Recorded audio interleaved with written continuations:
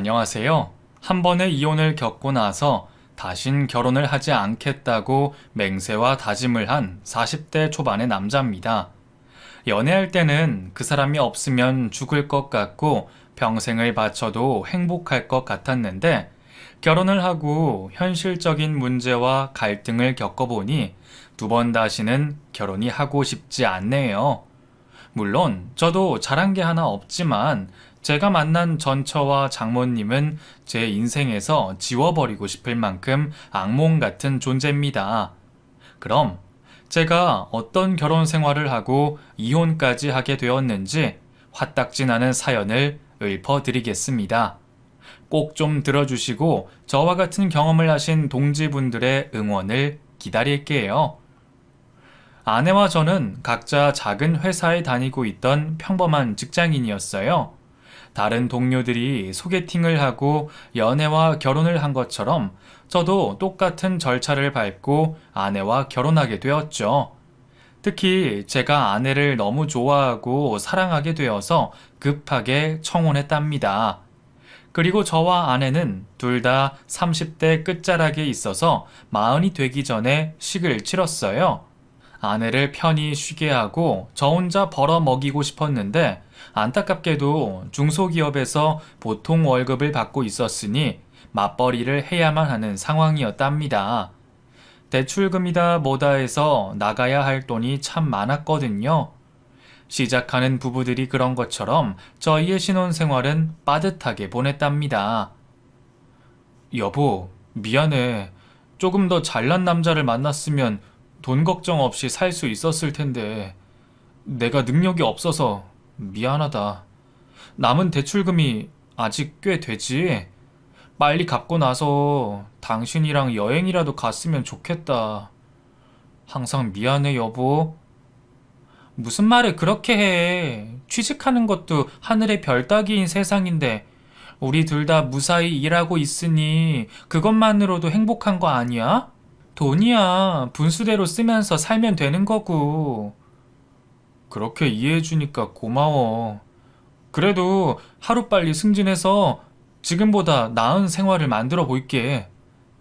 그렇게 아내는 부족한 저를 이해해주며 제 마음을 헤아려주는 착한 여자였습니다. 하지만 문제가 있는 건 제 장모님이었어요. 장인어른이 일찍 돌아가신 바람에 홀로 아내를 키우셨기 때문에 사윗감은 돈 많은 사람을 원했었죠.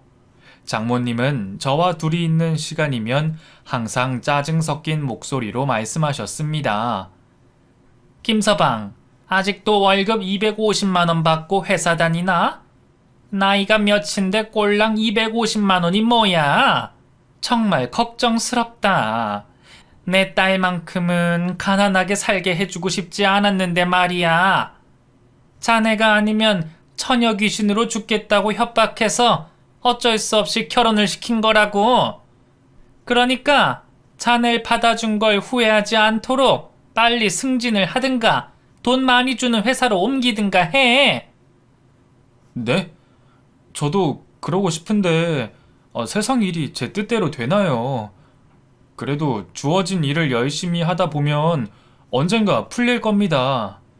어느 세월에 주 5일 근무를 하면 주말에 대리운전이라도 해야 하는 거 아닌가?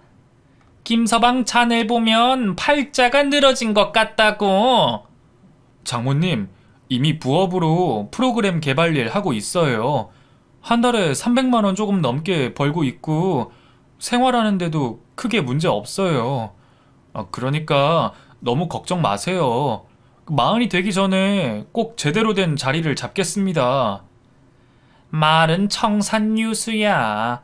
내 딸 데려가면서 고생시키지 않겠다는 약속을 어겨선 안 돼.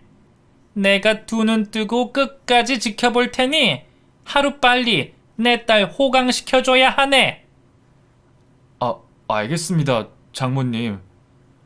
장모님은 제 얼굴만 보면 화가 나셨는지 한 번도 위로나 응원을 주는 따뜻한 목소리는 들어보지 못했답니다.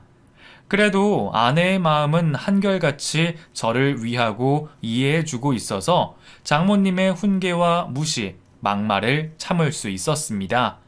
하지만 자식은 부모의 거울이라는 말처럼 결혼한 지 2년이 넘어가면서부터는 아내에게서 장모님의 모습이 보이기 시작했어요.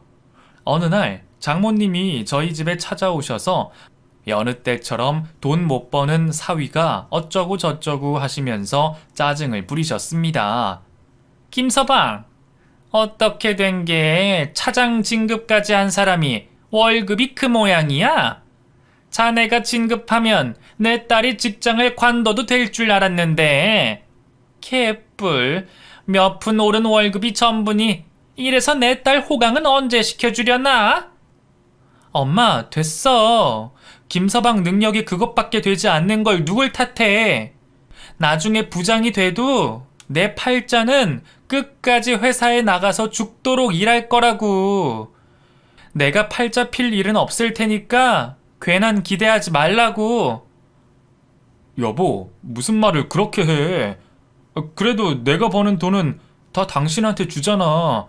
대출금도 거의 다 갚았고 형편도 좋아졌잖아. 뭐라고? 지금 먹고 사는데 지장이 없다는 소리를 하고 싶은 거야? 내 친구들은 남편한테 명품백은 기본에 잘 나가는 차까지 받았다고. 그런데 난 이게 뭐야? 아직도 뚜벅이 인생에 짝퉁 가방이나 메고 다니니 내 인생이 불쌍하지도 않아? 저는 나름 최선을 다한 인생을 살았는데 장모님에 이어 아내까지 저를 탐탁지 않게 생각하는 걸 보고는 제가 인생을 잘못 살고 있구나 느꼈어요.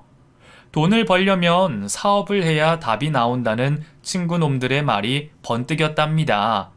그래서 전 미래가 그저 그럴 것 같은 회사를 그만 다닐 결심을 하고 아내에게 물었어요. 여보, 고생이 많지? 회사 다니는 게 힘들지? 말해 뭐해. 부장 마누라가 되면 인생이 좀 피나 싶더니만 꼴랑 350만 원을 벌어다 주는데 내가 쉴 수 있겠어? 난 그 정도면 충분할 줄 알았는데 그게 아니었나 봐. 당신한테 명품백 하나 못 사주는 남편이니 미안해 죽겠다. 당신 친구들하고 비교되게 만들어서 정말 미안해. 그래서 말인데 내가 회사를 관두고 사업을 해보는 건 어떨까? 지금 하는 프로그램 개발을 독립적으로 해서 수익을 내면 괜찮을 것 같기도 한데 말이야. 뭐? 사업? 아서라, 시원찮은 월급 갖다 주는 것도 모자라 집 말아먹고 길바닥에 나앉게 만들려고? 그냥 주제에 맞게 살아. 아니야 여보, 나 진짜 자신 있어. 당신 호강시켜주고 싶고 애도 낳고 싶다고. 형편이 좋아지려면 사업이 답인 것 같아. 나를 한번 믿어봐. 아내는 제 말을 며칠 동안 무시하다가 사업 대박을 치겠다는 제 의지에 간신히 허락을 했답니다. 그래, 해봐. 대신 조건이 있어. 우리 집 명의를 나한테로 돌려. 나중에 당신이 쪽박치게 되면 나도 살 길을 마련해야 하잖아. 그게 무슨 말이야? 내 사업이 망하면 나랑 이혼이라도 하겠다는 말이야? 누가 그렇대? 사업 망하는 사람들 끝을 보면 마지막에 집을 날리더라. 그런 일 일어나지 않게 내 명의로 돌리자는 거야. 그렇지. 당신 말이 맞네. 알겠어. 그럼 회사 그만두고 퇴직금으로 작게 시작해 볼게. 머지않아 당신한테 사모님 소리 듣게 해줄 테니까 조금만 기다려. 사모님? 치, 그래, 잘해봐. 아내는 약간 비꼬듯이 말하면서도 조금은 저를 믿는 눈치였습니다. 여하튼 저는 며칠 만에 회사에 사직서를 내고 얼마 안 되는 퇴직금으로 새롭게 시작할 작은 사무실을 얻게 되었네요. 제가 하는 일이 프로그램 개발이라 컴퓨터 몇 대만 있으면 다른 자본이 필요 없었습니다. 다만 혼자 많은 일을 해야 해서 회사 다닐 때와는 비교도 안 될 만큼 바빠서 자정이 되어서야 퇴근했어요. 아내는 제가 집에 들어가면 항상 깊은 잠에 들어 있었습니다. 그이도 회사 일에 시달리고 있으니 당연한 일이긴 한데 한 번도 제가 어떻게 일하는지 사무실에 찾아오지도 않았고 밥은 먹고 일하냐며 관심 가져주지 않았답니다. 그래서 제가 먼저 아내에게 전화를 걸어 오늘 하루는 어땠냐고 물었네요. 여보, 오늘도 힘들었어? 목소리에 기운이 없네. 당연하지. 나이가 40이 넘었는데 매일같이 상사들한테 시달리는데 멀쩡하겠냐? 내 친구들은 다들 남편 덕을 보며 집에서 호강이 얄랄한데 내 꼬라지는 어떻게 하나도 나아진 게 없다? 당신 사업은 잘 돼가고 있는 거야? 언제쯤 좋은 소식을 전해줄 건데? 응? 아직 초반이라 수익을 내긴 힘들어. 어플을 개발하고 출시하면 분명 대박 칠 거야. 그러니까 조금만 더 고생해. 곧 죽어도 대박 친다는 소리만 하네. 당신한테 사업을 허락한 걸 후회하지 않도록 하루빨리 성공해. 그래서 나도 친구들한테 자랑이라는 걸 좀 해보자. 그래, 실컷 자랑하게 만들어 줄게. 그럼 집에 가서 밥 잘 챙겨 먹어. 알았어, 끊어. 아내는 제가 뭘 먹는지 굶는 건 아닌지 걱정에 한마디도 하지 않고 늘 그렇게 전화를 끊었습니다.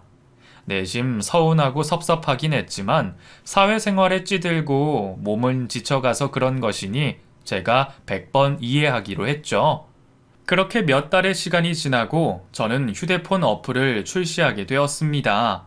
요즘 유행하는 것보다 오랫동안 사람들이 사용할 만한 날씨 정보 어플과 사주팔자 어플, 마지막으로 걷기 운동 어플까지 총 3개를 만들었죠.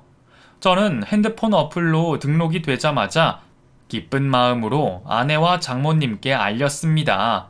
앞으로 대박 날 테니 두고 보라며 남편 덕과 사위 덕을 보며 살 거라고 말씀드렸죠. 그러자 장모님은 핸드폰을 휙 던지시고는 이보게, 이런 건 이미 많이 나와 있잖아. 없는 걸 개발해야 돈을 벌지. 날씨며 사주팔자며 걷기 운동까지 이미 나와 있는 것들을 뭐하러 만들었나? 이래가지고 대박이 나겠냐? 내 딸 고생문이 훤하게 보이네. 라고 끝까지 저를 믿지 않고 부정적인 말씀만 하셨고 아내는 제 어플을 한 번씩 켜보고는 별 기대 안 했어. 이게 당신 한계인 거지. 라며 무정한 대답을 했답니다. 저는 축하받을 줄 알았는데 이토록 모진 취급을 받으니 마음이 몹시 좋지 않았어요. 연애할 때와 결혼 초 아내의 모습은 도대체 어디로 사라졌는지 지금 사는 제 아내는 딴 사람처럼 느껴졌답니다.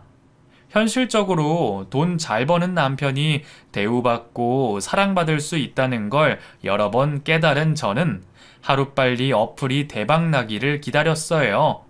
그리고 어플을 출시하고 나서는 시간적 여유가 있어 집에 일찍 들어갔습니다.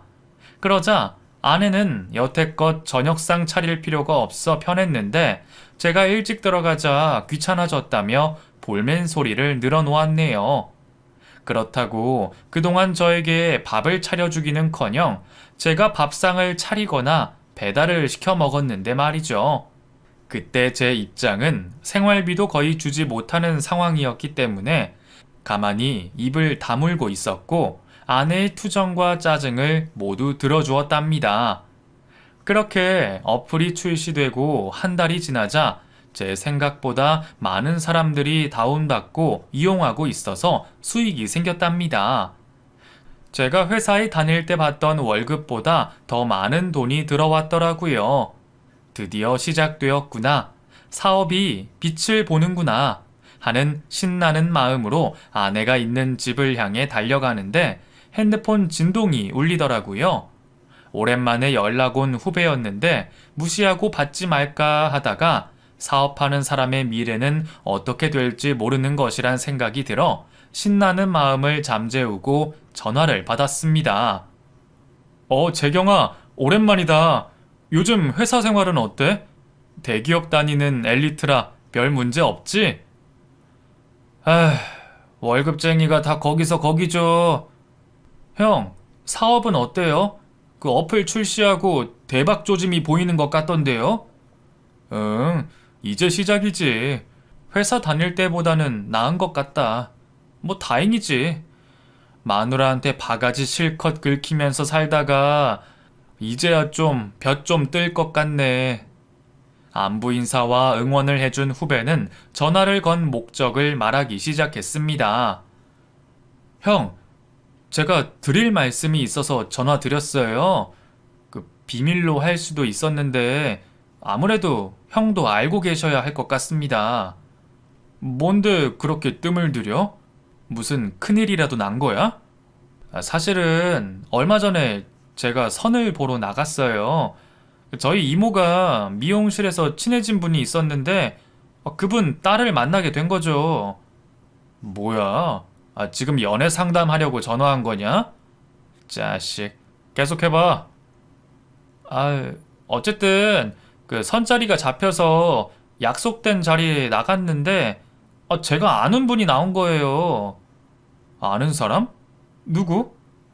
형수요. 형 아내요. 뭔 소리야? 내 마누라가 너랑 선을 왜 보냐? 닮은 사람을 본 거겠지. 아니에요. 제가 형 결혼식 때 본 형수님이 맞았어요. 얼굴도, 이름도요. 형수가 저를 못 알아보는 것 같아서 저도 모른 척하고 몇 마디 대화를 나누다가 나왔어요. 그리고 형수님이 연락처까지 알려주셨다니까요. 다음에 또 만나자면서요. 저는 너무 황당한 말을 들어 헛웃음이 나왔습니다. 후배는 아내의 연락처를 읊으면서 번호가 맞지 않냐고 물었는데 분명히 아내의 전화번호가 맞았어요. 아니, 도대체 남편 있는 여자가 왜 선을 보러 나갔는지, 무슨 사정이 있는 건지 너무 궁금했습니다. 이걸 아내에게 물어야 하나 말아야 하나 수십 번의 고민을 하다가 일단 모른 척 하는 게 나을 것 같다는 결론을 내리고 집으로 들어갔어요. 오늘도 일찍 오네? 밥 차리기 귀찮으니까 배달시켜 먹어. 알았어. 사람 말은 양쪽 다 들어봐야 한다는 생각이 들어 후배의 말을 듣고 성급히 판단하지 않았습니다. 그래서 전 더 정확한 증거를 잡아내기 위해 흥신소를 찾아가 아내의 미행을 맡아달라고 의뢰했어요. 며칠 동안 아내에게 사람을 붙여봤는데 장모님과 자주 어울린다는 것 빼고는 별다른 게 나오지 않았습니다. 하지만 포기하지 않고 계속 알아봐 달라고 의뢰하고 저는 점점 매출이 늘어나고 있는 사실을 감추었어요. 장모님과 아내에게 아무 말도 하고 싶지 않더라고요. 그렇게 2달이 지나자 제가 개발한 어플은 대박이 나고 말았습니다. 날씨, 사주팔자, 걷기운동 어플 모두 다운로드가 수십만을 기록했고 사용자들의 리뷰도 수백 개가 달리며 상승가를 달렸답니다. 대박이 나고 제 통장에 들어온 돈은 2,400만 원이었어요. 여기서 사무실 월세 30만 원과 전기세 5만 원이 제가 투자한 모든 것이기 때문에 그 큰 돈이 모두 제 주머니에 들어오게 되었죠. 어플 개발을 계속하며 1인 사업을 계속 운영해도 평생 먹고 살 걱정은커녕 돈을 쌓아두고 쓸 수 있을 것만 같았습니다. 한편 제 아내 뒤를 캐고 있던 흥신소 사장에게 연락이 와서 나갔더니 수십 장의 사진과 녹음한 음성까지 제 손에 들어왔답니다. 사진은 불륜을 저지르는 모습은 아니었지만 다른 남자들과 마주 앉아 커피를 마시는 모습들이었습니다. 지난번 후배와 선을 봤다는 말이 떠오르더라고요. 아내와 장모님은 이미 저와의 이혼을 결심했는지 새로운 남편과 사위를 찾고 있던 겁니다. 이혼이라도 하고 이런 짓을 저지르면 아무렇지 않겠지만 저와 이혼 얘기를 한 번도 하지 않았는데 이런 행동을 해왔다는 게 너무 괘씸하고 화가 났습니다. 그렇게 대기업 다니는 남자를 만나고 싶었으면 결혼이라도 하지 말 것이지. 그때는 저와 결혼하는 것만으로도 다행이고 행복하다는 말을 왜 했는지 정말 열이 뻗치더군요. 저는 지난 날을 돌이켜보며 얼마나 능력이 없는 놈인지 생각해 봤습니다. 하지만 저는 월급을 받는 대로 꼬박꼬박 아내에게 주었고, 월차와 연차를 쓰지 않고 돈으로 받아 조금이라도 더 보탬이 되어 주려고 했답니다. 어쨌든 흥신소 사장이 건네준 사진을 모두 살펴보고 이번에는 두 사람의 대화 내용이 녹음된 파일을 열었어요. 엄마, 우리 집 명의 내 이름이니까 이혼하면 무조건 내 거 되는 거지? 만약에 소송으로 간다고 해도 말이야. 그럼 당연하지. 그런데 네 남편이 설마 소송을 하겠어? 쥐뿔도 없는 놈이 이혼할 때는 그 정도는 넘겨주고 가야 하는 게 인지상정 아니야? 하여튼 네 명의로 된 집은 빼앗길 일 없으니까 걱정 마라. 그리고 그 집을 판 돈이 있어야 대기업 남자든 잘 나가는 사업가든 결혼하게 되면 혼수를 마련할 수 있다. 알겠어. 그나저나 언제 이혼 이야기를 꺼낼까? 조만간 엄마가 너희 집 가서 이혼하게 만들어줄게. 사업 말아먹게 생겼으니 당장 이혼하라고 호통을 칠 테니까 넌 엄마 말에 장단이나 맞춰. 역시 엄마 최고. 내가 이혼하면 집 팔아서 엄마한테 1,000,000원 줄게. 됐네요. 딴 데 시집 갈 때 혼수 빵빵하게 해야 되니까 괜한 데 돈 쓰지 마라. 고마워 엄마. 엄마 조언대로 사업하라고 허락해주고 집을 얻어냈으니 이제 이혼하고 잘 나가는 남자 하나만 잡으면 장땡이네? 아, 빨리 그날이 오면 좋겠다. 지긋지긋한 찌질한 남편이랑 그만 살고 싶어. 녹음된 두 사람의 대화를 듣자 분통이 터지고 어떤 말로도 형용되지 않을 만큼 차오른 배신감에 두 주먹을 불끈 쥐게 만들었습니다. 저에게 뒤통수를 칠 준비를 하고 있는 아내와 장모에게 제가 먼저 뒤통수를 쳐야겠다는 판단이 들었어요. 대형 로펌으로 찾아가 변호사를 선임하고 아내와 장모의 계략이 담긴 증거물을 제출했습니다. 그런데 그것만으로는 불륜이나 범죄를 가담했다고 볼 수 없다고 해서 다른 증거가 있어야 수월하다고 하더군요. 그래서 전 흥신소 사장에게 다시 의뢰를 맡기며 2배의 돈을 주며 아내의 일거수일투족을 털어달라고 제안했습니다. 한편 장모님은 허구한 날 저희 집에 찾아오셔서 저를 깔아뭉개는 언행을 이어서 하셨어요. 김서방, 도대체 자네 사업은 언제 빛을 보는 건가? 보아하니 딱 망하게 생긴 것 같은데 내 말이 맞지? 자네 사업 망하면 우리 딸 고생문이 훤하겠구만. 백수 남편을 먹여 살려야 하는 꼴은 내가 죽어도 못 보네. 네, 장모님.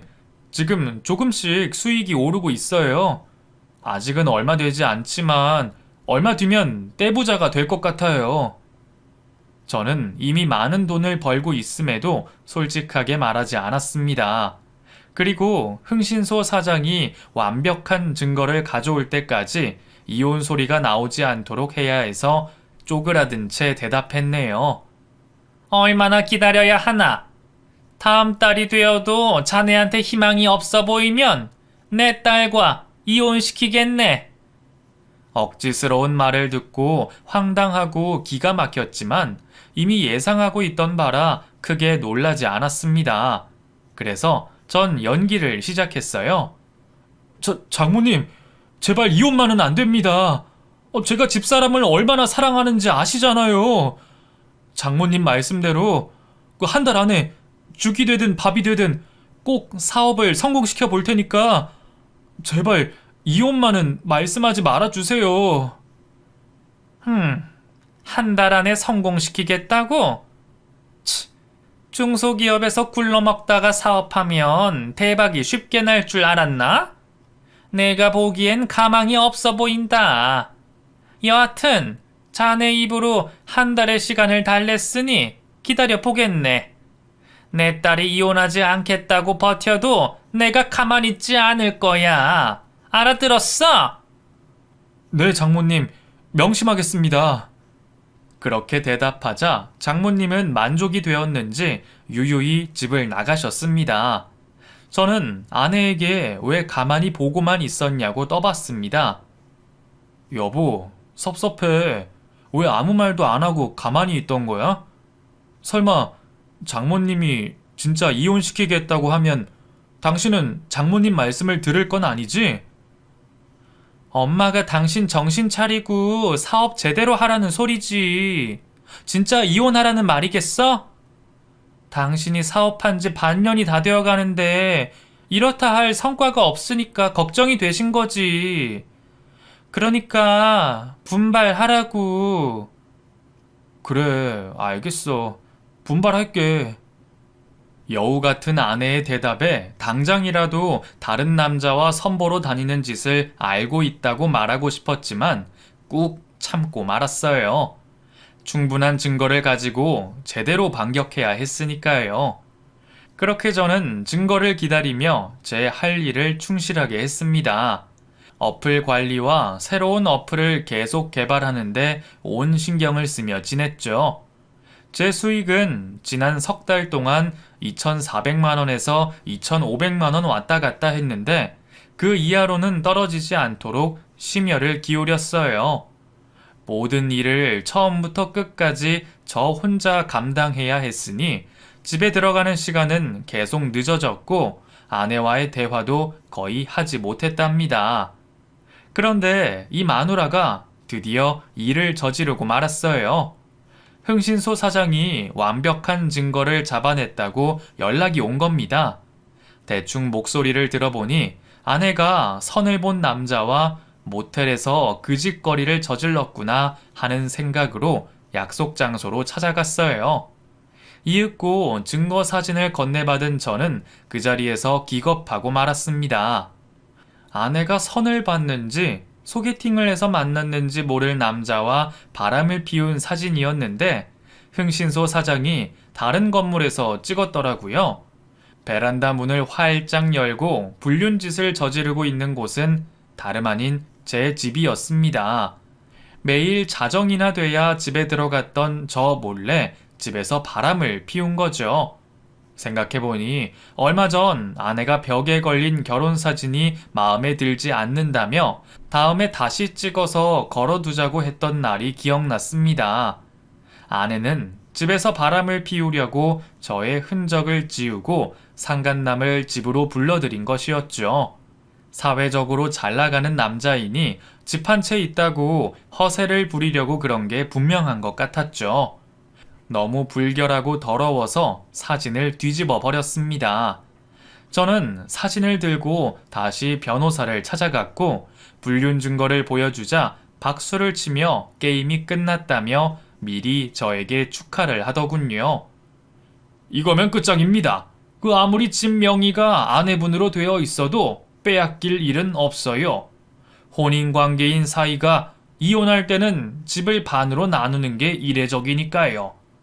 게다가 이렇게 바람까지 피웠으니 위자료 청구하고 상간남 손해배상에 이것저것 갖다 붙이면 제대로 엿먹이고 이혼하실 수 있을 겁니다. 그게 정말이죠? 하여튼 제 마누라가 완전 바닥을 치게끔 만들어주세요. 그래야 돈만 밝히는 거머리 장모 인생도 끝장나는 거니까요. 그날 바로 변호사는 이혼 소장을 작성하고 제출하겠다고 말했고 저는 가벼운 발걸음으로 일찌감치 집으로 들어갔습니다. 그리고 장모님과 아내가 밥을 먹고 있는 장면을 보게 되었죠. 저는 속으로 생각했어요. 최후의 밥상이라고 말이죠. 앞으로 시궁창에 떨어져 밥이 목구멍으로 제대로 넘어가지 않을 테니 미소를 지으며 인사했습니다. 장모님 오셨어요?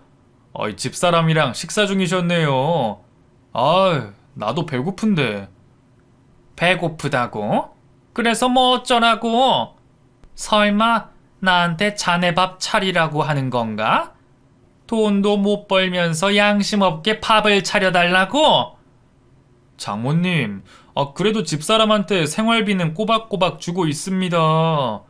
모처럼 일찍 들어왔는데 밥 좀 얻어먹을 수 있는 거 아닌가요? 어이씨구, 지금 장모랑 해보자는 거야? 감히 어디서 밥을 차리라 말아야! 자네 사업 성공하겠다고 한 지가 한 달이 지났는데 어떻게 아무런 소식이 없나? 역시나 말아먹었겠지. 중소기업 따위 나온 놈이 출세는 무슨. 자네 나랑 약속한 거 기억하지? 한 달 안에 사업 성공 못하면 내 딸이랑 이혼시키겠다는 건 말이야. 드디어 때가 왔다는 게 느껴졌습니다. 장모님과 마누라를 가지고 놀 기회가 말이죠. 일단 장모님의 말을 다 들어보기로 했답니다. 이쯤에서 내 딸이랑 헤어지게. 내 딸은 얼굴이 예뻐서 아직도 남자들이 줄을 선다고. 더 좋은 집안에 시집 보낼 테니까 그런 줄 알고 이혼하게. 나도 엄마 말대로 하기로 했어. 언제까지 희망 없는 당신이랑 살아야 할지 모르겠으니 말이야. 깔끔하게 이혼 서류에 도장 찍고 헤어지자. 그리고 이 집은 내 명의니까 당신은 몸만 나가면 돼. 알겠지? 여보, 이렇게까지 해야겠어? 나 이제 빚 보기 시작했는데 여기까지 해야겠냐고. 제가 말하자 아내가 아닌 장모님이 바로 말하더군요. 빛을 보기 시작했다고? 얼마나 빛을 받길래 그래? 네, 그냥 먹고 살 만큼은 된 것 같아요. 제가 출시한 어플이 조금 인기를 얻다 보니까 2,400만 원은 벌 수 있겠더라고요. 제 말에 장모님은 혀를 차더군요. 그리고 기가 막힌다는 듯이 대답했습니다. 김서방, 지금 연봉 2,400만 원이 먹고 살 만큼의 돈이라고 한 건가? 지금 나랑 장난해? 내 딸이 그렇게 우스워? 꼴랑 그 돈 벌면서 만족하는 자네가 참 불쌍하다. 월 200만 원 벌면 인생 패배자의 잉여인간이라고. 거지 같은 놈이 회사를 관두더니 더 거지가 됐네. 긴 말할 것 없다. 내가 이혼 서류 챙겨왔으니까 얼른 도장 찍고 끝내자. 장모님은 다급하게 핸드백에서 이혼 서류를 꺼내셨습니다. 아내는 이미 모든 걸 작성하고 도장까지 찍어 놓았더라고요. 두 사람의 계략에 피식 웃고 말문을 열었네요. 장모님, 누가 연봉이 2,400만 원이래요? 한 달 순수익이 2,400만 원인데요. 뭐? 에이, 거짓말. 이혼 도장 찍기 싫어서 헛소리 하는 거지? 자네가 그만한 돈을 벌었다는 증거라도 있어? 능력도 없는 게 헛소리를 짓거리는 거지? 그래서 저는 핸드폰을 꺼내 입출금 내역서를 바로 보여줬습니다. 지난 3개월간 들어온 입금 목록을 확인시켜 주었죠. 그러자 장모님과 아내의 눈이 휘둥그레졌어요. 잠시 침묵이 흘렀고 장모님과 아내는 언제 그랬냐는 듯 활짝 웃기 시작했습니다. 김서방, 이렇게 능력 있는 사람이 왜 그동안 겸손한 척 한 거야? 괜히 나쁜 사람 된 것 같아서 민망하구만. 내가 조금 전까지 한 말은 못 들은 걸로 하겠나. 그리고 난 자네가 해낼 거라 믿고 있었네. 이혼 서류를 도로 핸드백에 집어넣으며 실실 웃더라고요. 어쩜 통장 잔고를 보자마자 그렇게 확 변할 수 있는지 두 눈으로 보고도 기가 막히고 대단하게 보였답니다. 이어서 분위기 파악한 아내가 말했습니다.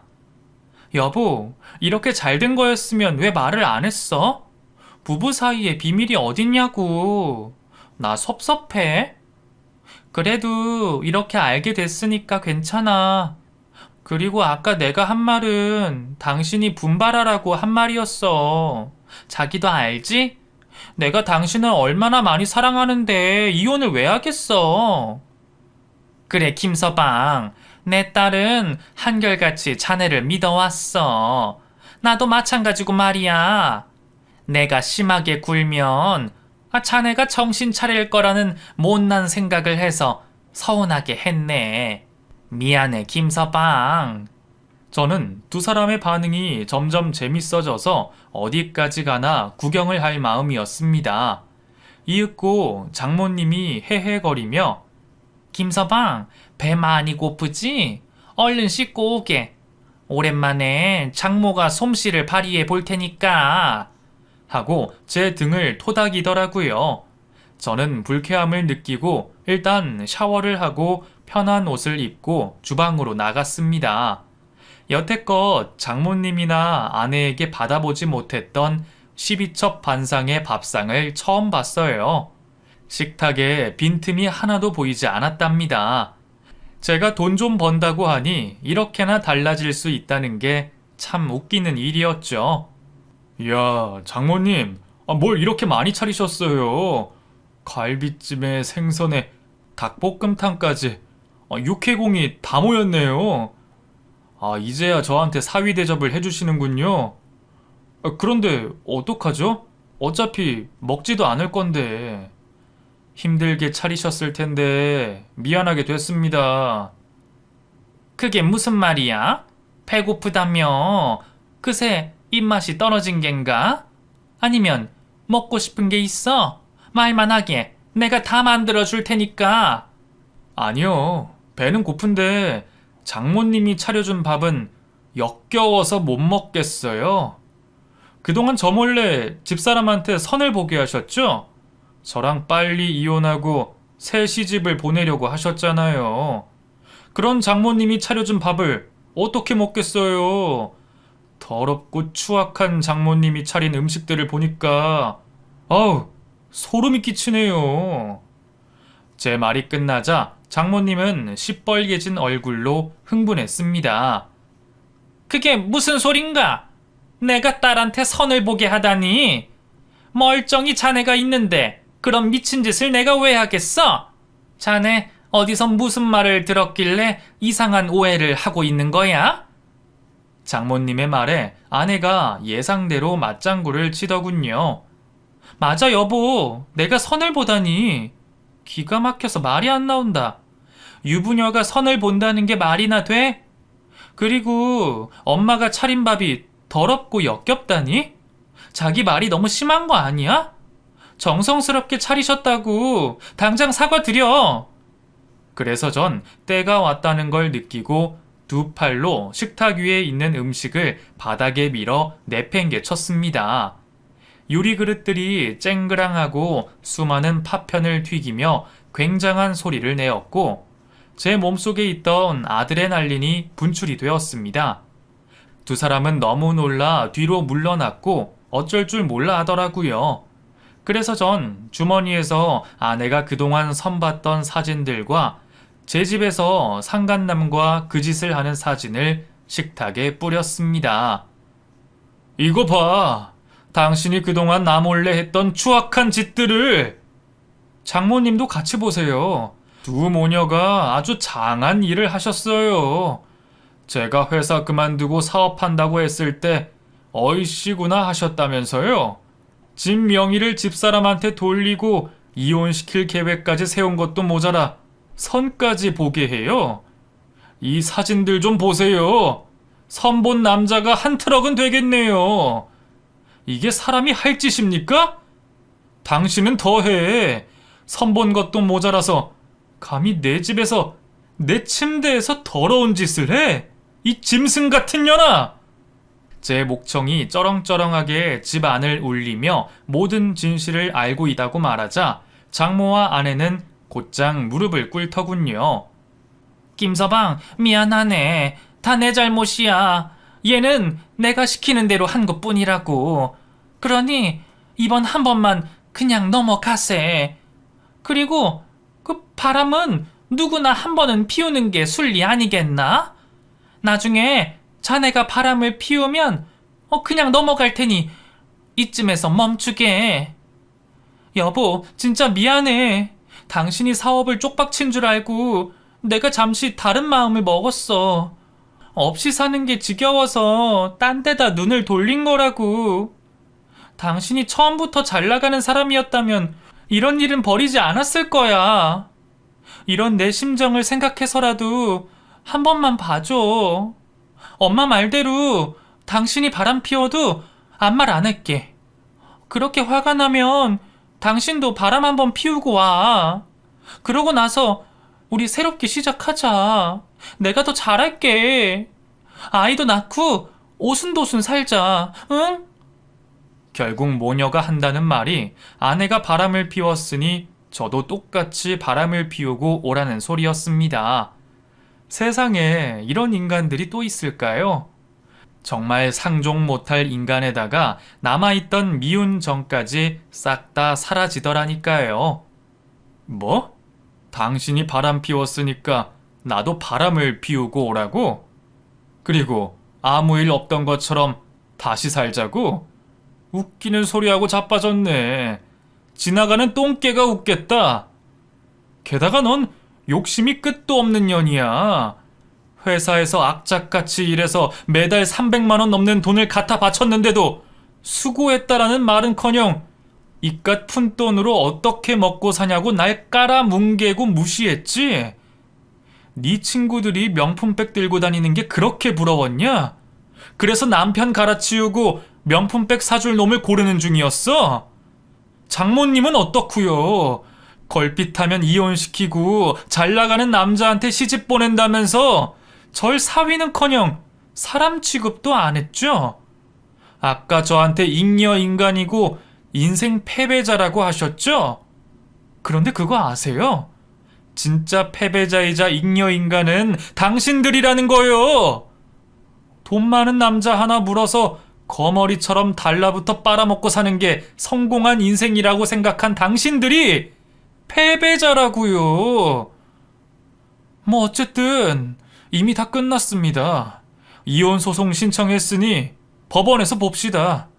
내가 아주 잘근잘근 씹어줄 테니까 단단히 각오들 하라고요. 그렇게 빌어도 소용없으니까 당장 내 집에서 꺼져요. 저는 사악한 두 년을 제 집에서 쫓아내려고 했습니다. 그런데 이것들이 정신을 못 차리고 말하더군요. 김서방, 우릴 쫓아내겠다니? 여긴 내 딸 명의의 집이라고. 어차피 이혼 소송 가봤자 절반씩 나누는 걸로 그칠 텐데 서로 손해볼 게 뭐가 있나? 자네가 흥분 좀 가라앉히고 이성적으로 대화를 나눠보는 게 어떨까? 응? 그래 여보, 이 집은 이제 내 거잖아. 그런데 나가라니? 당신 사업이 잘 되는 건 알았으니까 우리 이 집에서 계속 잘해보자. 행복하게 살아보자고. 앞으로 내가 2배로 잘할게. 저는 말이 통하지 않는 모녀에게 바닥에 내팽개쳐진 김치를 집어들어 면상에 집어 던졌습니다.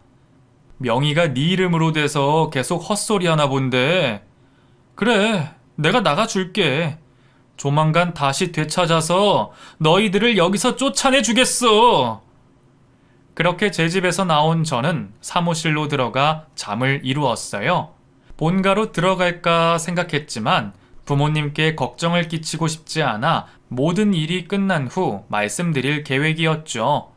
저는 사무실에서 먹고 자고 일하며 재판 날을 기다렸고 몇 주 뒤 법원에서 아내와 장모를 만나게 되었습니다. 그 둘은 끝까지 제발 다시 시작하자고 애원하며 악어의 눈물을 흘리는데 제 마음은 조금도 흔들리지 않더라고요. 오히려 이혼 소송하길 잘했다는 생각으로 단단하게 굳어졌답니다. 그래서 결국 판사님의 선고가 났습니다. 집은 명의가 누구의 것이든 공동주거로 보는 게 보편적이어서 유책 배우자인 아내가 명의를 저에게 돌려줘야 했습니다. 그리고 정신적 보상으로 수천만 원까지 저에게 지급해야 했고요. 또 상간남에게 손해배상 청구를 했는데 그 남자는 제 아내가 유부녀인 걸 몰랐다며 아내에게 혼인빙자 사기죄로 고소를 했답니다. 그래서 아내는 장모님의 집을 팔아서 저와 상간남에게 위자료를 지급했고 싸구려 원룸으로 들어가 살게 되었다네요. 그런 꼬라지로 살게 되었으니 다시는 대기업이든 사업가든 잘 나가는 남자를 만나지는 못할 겁니다. 어떤 정신 나간 놈이 불륜으로 이혼하고 쪽박 차서 돈 한 푼 없는 여자와 결혼을 하겠어요. 그렇게 제 복수는 완전히 제 승리로 끝이 났답니다. 그리고 저의 어플 사업은 계속해서 대박 행진을 이루었어요. 다달이 매출이 올랐는데 지금은 월 3천만 원의 순수익을 가져가고 있답니다. 제가 회사에서 벌었던 월급의 10배를 벌고 있으니 참 신기하고 제 자신이 자랑스럽기까지 하네요. 지금은 여자 만나고 싶은 마음이 크게 안 들어요. 아무래도 속이 새카만 전처와 장모한테 당했던 큰 여파가 있어서인지 연애하고 싶은 마음이 들지 않는답니다. 그래서 살다 보면 언젠가 인연이 찾아오겠거니 하고 제 할 일을 열심히 하고 있어요. 이렇게 제 기막힌 사연을 들려드렸는데 어떠셨나요? 호구로 살다가 끝이 날 뻔했던 인생의 반전을 맞은 제 이야기 꽤 재밌지 않았나요? 그렇다면 응원의 한마디로 제가 다시 사랑할 수 있도록 도와주세요. 그래 주시면 복 많이 받으실 겁니다. 그럼 미주알 고주알 떠든 저는 물러갈게요. 모두 사람 조심하시고 자신을 아끼시길 바랍니다. 감사합니다.